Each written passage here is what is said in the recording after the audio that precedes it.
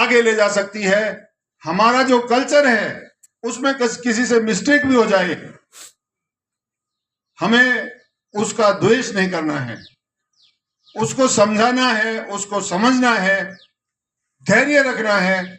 किसी से कभी कम भी होगा, किसी से कभी ज्यादा भी होगा, कोई आदमी ज्यादा एफिशिएंट भी होगा, कोई मिडिल होगा, कोई शायद थोड़ा पुअर भी होगा, लेकिन हम अगर साथ में मिलकर काम करेंगे, एक टीम वर्क जो जापान ने स्थापित किया, टीम वर्क का उदाहरण जापान से बड़ा और कोई नहीं है। तो इन लोगों ने मेहनत की, साथ में मिलके काम किया और आज यहां तक पहुंचे। आगे भी बहुत सारी टेक्नोलॉजीज ऐसी हैं जो अब हम लोग इन विकसित देशों से लेके आ रहे हैं। अब हमारा देश जिस तेजी से दौड़ रहा है, तो हम डेफिनेटली अगले 5-10 साल में हमारा देश भी बहुत संपन्न होगा। पिछले अगर हम 5-10 साल देखते हैं तो उनमें भी हमने प्रोग्रेस की, इस तरह से करके। लेकिन जिस कल्चर को हमें अपने अंदर लाना है, काम करने के वक्त कंपनी में जब हम काम करते हैं, घर में हम जब जाते हैं, जिस घर में सद्भावना नहीं है उसमें समृद्धि नहीं हो सकती।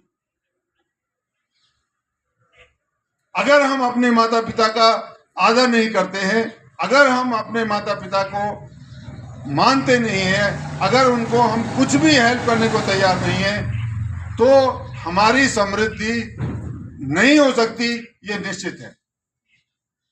हमें कंपनी में काम करने के लिए वेतन मिलता है, लेकिन अगर हमने दिल दिमाग दोनों लगा के काम को अच्छी तरह किया, तभी हम ये कह पाएंगे, हम अपने आप को भी हम ये कह पाएंगे कि हमने अपना काम पूरी मुस्तैदी से किया, पूरी सहकार्यता रखते हुए किया, और हमने अपने किसी भी सहपाठी को ठेस नहीं पहुंचाई, किसी को कोई ऐसा शब्द नहीं बोला, किसी को नॉन कोऑपरेशन नहीं किया, किसी के काम में रुकावट नहीं डाली, किसी को हमने। तो ये जो कल्चर है, आप हो सकता है मुझे शब्द भी जो है ये शब्द एक्सप्लेन कर पा रहे हैं और आप लोग समझ पा रहे हैं, ऐसा मुझे लग रहा है कि किस तरह से हमें काम करना है। तो ये कल्चर आने के बाद हर छोटे आदमी की बात सुनी जाती है, हर अच्छा सजेशन, अच्छा सुझाव वो इंप्लीमेंट होता है, उसमें ईगो नहीं आती, अहंकार नहीं आता। हर छोटे छोटे इंप्रूवमेंट से बहुत बड़ा इंप्रूवमेंट हो जाता है। बहुत सारी कंपनियां जिनका कल्चर अच्छा नहीं है वो फेल हो चुकी हैं।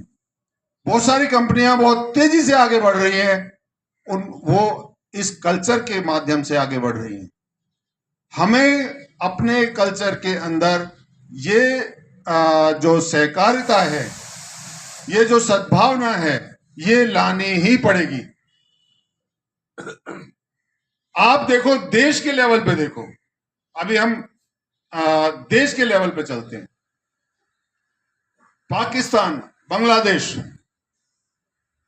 हमारे साथ ही आजाद हुए थे हम सब, जो कंट्रीज एक ही कंट्री था। लेकिन उन्होंने क्या किया, बहुत ज्यादा चतुर चालाकी, चलो भाई हम वहां पर पाकिस्तान बनाएंगे। फिर पाकिस्तान में भी वो एक दूसरे के साथ कोई कल्चर का उनको जो टच है वो भी नहीं है। डिक्टेटर एक दूसरे को फांसी लगाते रहे, जिसको जो बोला उसको कैद में डाल दिया। चीजें इतनी महंगी हो गई हैं कि वहां रोटी के लाले पड़े हैं लोगों को। किस तरह की कंडीशंस में ये लोग मतलब जी रहे हैं, वो आप समाचारों में सुनते ही होंगे, देखते होंगे, पढ़ते होंगे। तो ये जो कंट्रीज हैं, इन्होंने प्रोग्रेस क्यों नहीं की? हमारे कंट्री ने क्यों प्रोग्रेस की? हमारे कंट्री के अंदर बहुत रिसोर्सेज हैं। सबसे बड़ा रिसोर्स है हमारा टैलेंट। हमारी कंपनी के अंदर बहुत रिसोर्सेज हैं। हमारा टैलेंट अगर हम पूरा यूज करें अपने काम के अंदर, तो हमें सफलता निश्चित है। और अगर हम उस टैलेंट को यूज करके दिन पे दिन अपडेट नहीं करते गए हम अपने आप को, अपनी प्रैक्टिसेस को, तो पुरानी प्रैक्टिसेस जो है वो से हम अगला जो आने वाला टाइम है उसमें compete नहीं कर पाएंगे, ये भी निश्चित है। बड़ी बड़ी कंपनियां जो है वो फेल हो चुकी हैं। समझो नोकिया सबसे पहली company, world wide leader, change नहीं किया। उसके बाद एक ब्लैकबेरी फोन आता था जो मतलब एमडीज के पास होता था, ऐसा इतना बड़ा रेपुटेशन उस ब्लैकबेरी फोन का था, अपडेट नहीं किया। कीज उसमें एक बटन होते थे दबाने के लिए, ये स्क्रीनशॉट नहीं होता था, देखा होगा ब्लैकबेरी, काफी लोगों ने देखा होगा। बहुत सारे ऐसे एग्जाम्पल्स हैं जो समय के साथ अगर हम अपने आप को अपडेट नहीं करेंगे तो फिर हम समय के साथ compete नहीं कर पाएंगे और हम पीछे रह जाएंगे।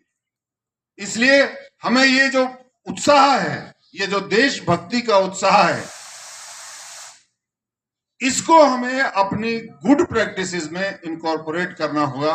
हमारा देश तभी आगे बढ़ेगा, हम भी तभी आगे बढ़ेंगे, हमारी कंपनी भी तभी आगे बढ़ेगी। Thank you so much.